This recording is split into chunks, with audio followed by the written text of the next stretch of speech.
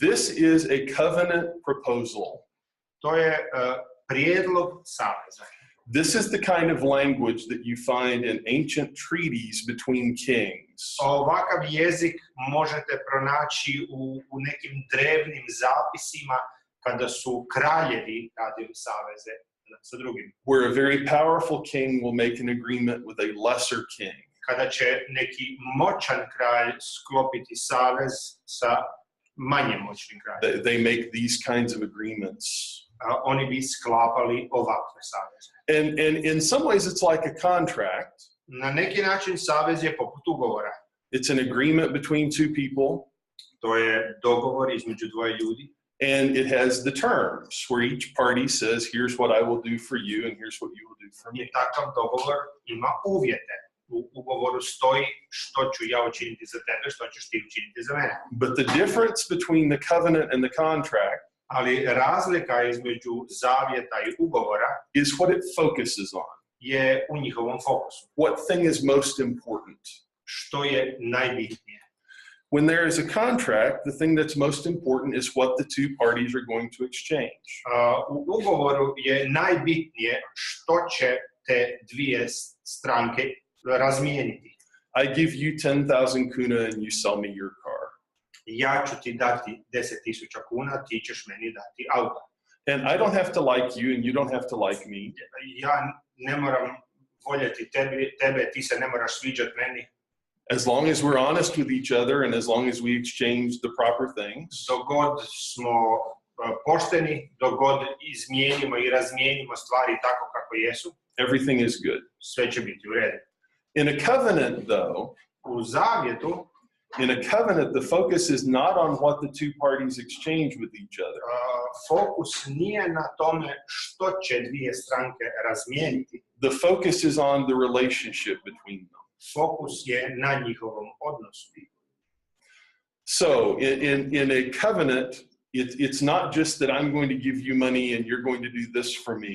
U zavjetu nije situacija ja ću tebi dati novac, a ti ćeš za mene napraviti nešto drugo. But the thing that is most important is the relationship that we're building. Nego je bitan odnos među nama.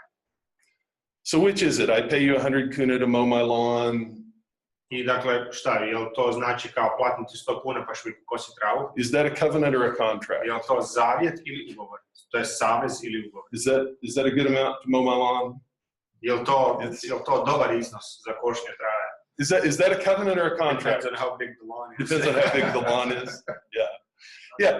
That's supposed to be a fair quid pro quo exchange. To zvuči kao jedna fair pogodba. Where the things that we're exchanging are of equal value. Gdje su stvari koje razmjenjujemo otprilike jednake vrijednosti. But if I give you permission to marry my daughter, ali ako vam recimo dam dopuštenje da se vjenčate mojom kćeri, that's different, isn't it? To je drugačije. That's a different kind of contract. That's a different kind of agreement. To je drugčiji dogovor, to je drugčiji savez.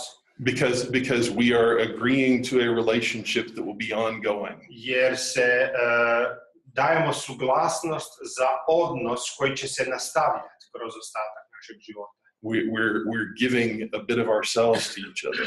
Dajemo dio sebe jedni drugima. So here's a chart that I think describes the differences. U ovoj tablici otprilike možemo vidjeti osnovne razlike između ugovora i saveza. And there's an English version of the chart in the English handout. U engleskim papirima imate englesku tablicu. But you see the differences are in what they focus on and what the result is supposed to be. Vidite ovdje na šta se fokusiraju i koji su njihovi ishodi. So notice that when you're in a contract, kad ste u ugovoru, you're exchanging things, you're exchanging stuff. Izmjenjujete stvari.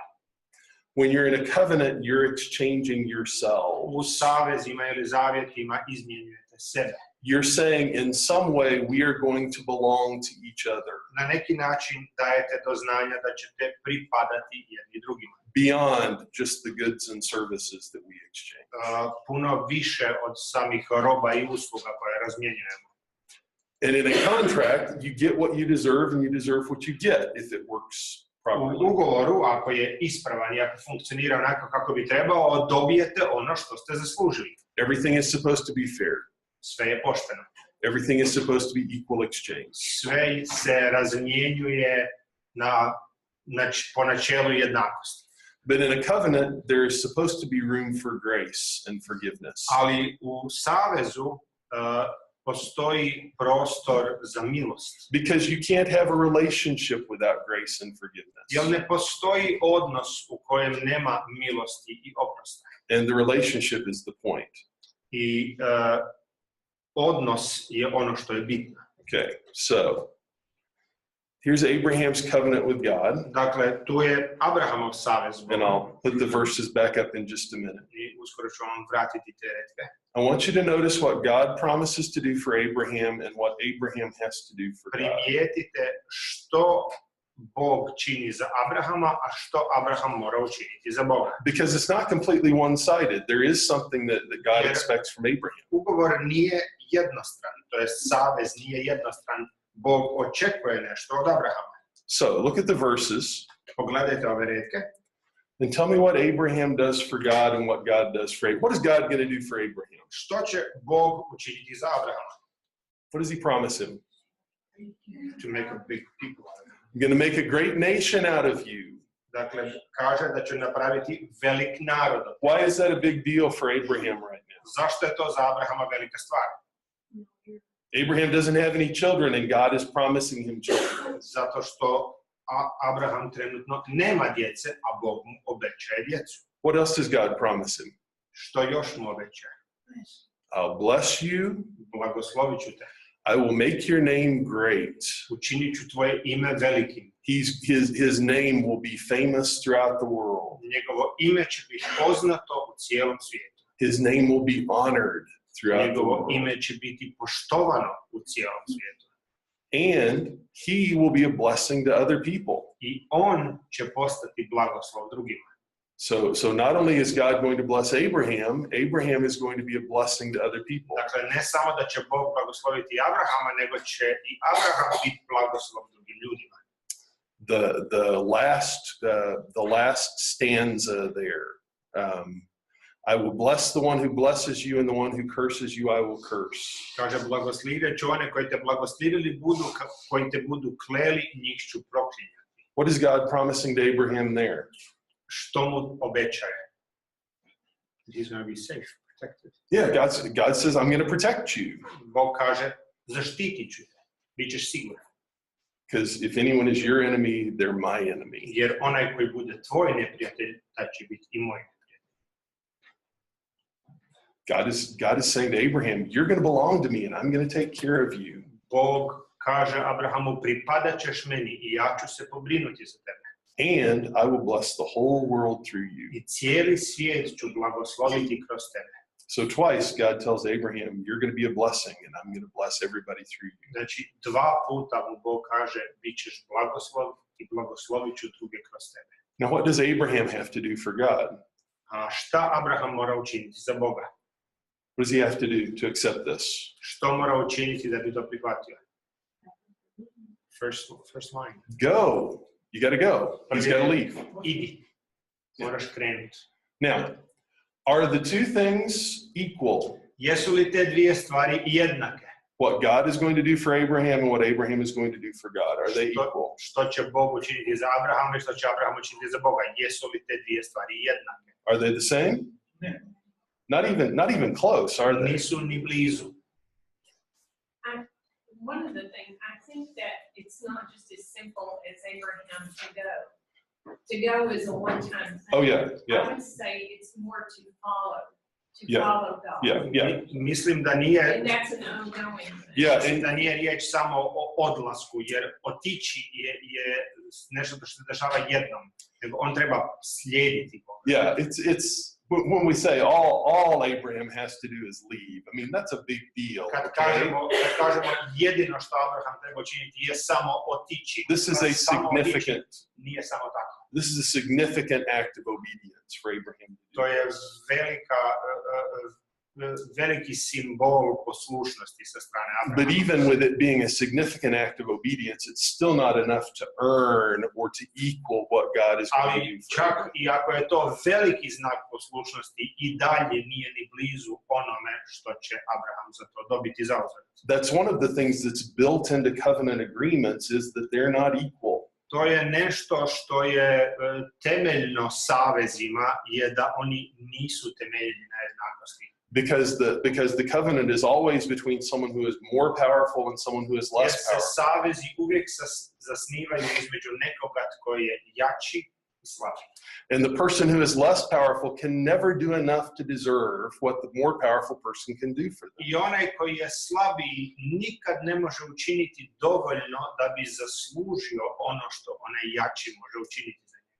Now, we're going to stop here. I'm kind of getting ahead of myself, but we're going to stop here and ask, okay, what about all of that helps us understand our relationship with God? Tu ćemo se malo stati i pitati kako nam ovo pomaže shvatiti naš odnos s Bogom. We've just spent the last 5 minutes talking about Abraham's agreement with God, and there's all kinds of things in there that have to do with our agreement with God. Upravo smo proveli 5 minuta razgovarajući o Abrahamu i njegovom savezu, a on je vezan uz nas i naš savez. Our relationship with God is just like this. Naš odnos s Bogom je identičan. How? Kako? The obedience. We're only expected. We are called to obey. Dakle, pozvani smo da budemo poslušni. And there are basic steps of obedience that we have to do to be part of the covenant. I postoje neki osnovni koraci poslušnosti koje moramo činiti da bi bili dio saveza. Abraham could have stayed in Ur and never left his home. Abraham je mogao ostati u Uru, mogao je nikada ne napustiti svoj dom. He could have said, "Thanks God, I'm good," Mogao je reći, hvala Bože, ali meni je dobro. and stayed where he was. Mogao je ostati tamo gdje je bio. And then God would have picked somebody else. I onda bi Bog odabrao nekog drugog. Actually, God picks Abraham because God knows Abraham is going to go. Ali Bog je odabrao Abrahama jer je znao da će What on else? ići. What else? Primjećujem jednu interesantnu stvar, a to je uzmi ili ostavi. Dakle, nema pogodbe između čovjeka i Boga. I noticed one interesting thing. The deal is take it or leave it. There's no bartering. Yeah. Can you bargain with God? Možete li se cjenkati s Bogom? We try. Mi često pokušavamo. Yeah, I've had some injuries recently. Nedavno sam se ozlijedio na nekoliko mjesta. I fell on the stairs and I fell in the ice. Pao sam niz stepenice ovdje u institutu i isto tako sam se poskliznuo na ledu. And I've been bargaining with God. I've been saying, God, if you'll let my shoulder work again, I'll, I onda pronađem sam sebe kako se cjenkam Bogom. Joj Bože, samo mi zacijeli rame i ja ću napraviti ne znam šta. And every time I start to pray those prayers, God, if you'll just make my shoulder work, I'll.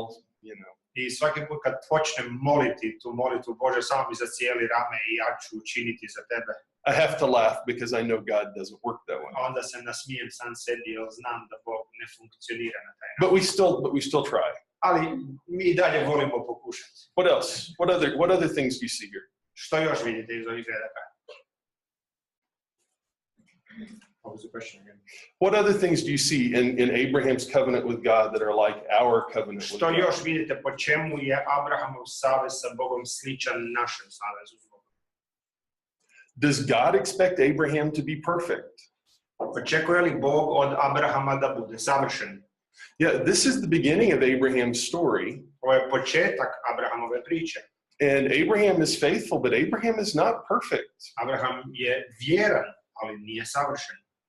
Abraham sins against God just the same way Adam and Eve sinned against God. On griješi protiv Boga na isti način na koji Adam i Eva griješe protiv Boga. Abraham doesn't trust God to protect him. Ne vjeruje Bogu da će ga zaštititi. Abraham makes bad choices. Čini loše izbore. But he still belongs to God. Ali on i dalje odgovara Bogu. What else? Thank you. Što još? What else? Abraham does not initiate the covenant. Yeah. God does. Abraham doesn't go looking for God. Abraham nije taj koji inicira savez. Abraham nije bio taj koji išao tražiti Boga. God comes looking for Abraham. Bog dolazi Abraham. Did you go looking for God, or was God already? Jeste li vi tražili Boga ili je Bog našao vas? Yeah. God is always searching for us. Bog uvijek traži nas. And all we do is respond to him. A mi He's samo searching for us. odgovaramo na njegov poziv. What else? Što još? What about the thing that's repeated twice in the promise to Abraham? Što je ono što je dva put ponovljeno u Abrahamovom savezu? God says, I'm going to bless you, but not just so that you'll be blessed. Bog kaže, blagoslovit ću te, ali ne samo zato da bi ti bio blagoslovljen. If you're a true child of Abraham, what does God want you to Ako do? ste istinsko dijete Abrahama, što Bog želi od vas? God wants you to turn around and bless other people with the things God has blessed you with. Da i vi blagoslovljate druge. Anything else? Što još? One thing that I want to, we're kind of out of time, and one final thing I want to Kratki smo sa emphasize. Evenom, još jednu stvar koju želim spomenuti. We sometimes approach our relationship with God as if it was a contract. Mi ponekad razgovaramo sa Bogom kao da je naš odnos ugovorni. And we say, if good things happen, it's because I deserve it. I kažemo, ako mi se dešavaju dobre stvari, to je zato što sam ih zaslužio. And if bad things happen, well, I must have done something bad to make the bad Ako mi se thing. dešavaju loše stvari, to je očigledno zato što sam napravio nešto loše. That's not the way God works. Bog tako ne radi. God blesses us when we don't deserve it. Bog nas blagoslivlja onda kad mi to ne zaslužujemo. And then God often allows bad or difficult things to happen to us when we don't deserve it.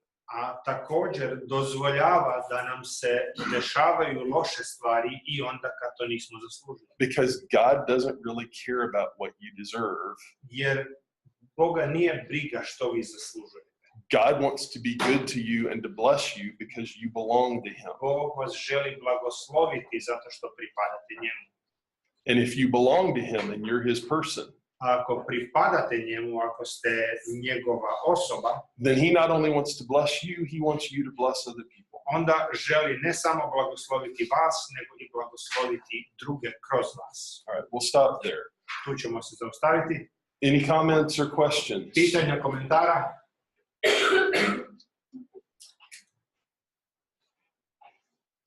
That means you were very clear. Or I put them to sleep. Dakle, ili je bio vrlo jasan ili ste svi zaspali. One comment? Yes.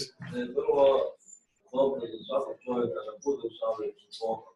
Da stvarno vidimo da se dobija puno više nego It is visible to us that it is good for man to be in a covenant with God because we receive much more than we deserve. Yeah. And God is so rich in the way he gives and blesses. Bog vrlo obilato daje svoje blagoslove. Now we'll pick back up right here next week. Nastavljamo iz ove točke sljedećeg tjedna. But this is a good place to stop. Ali evo, ovo je dobro mjesto za prekinuti. Okay, all right. Hvala. Thank you.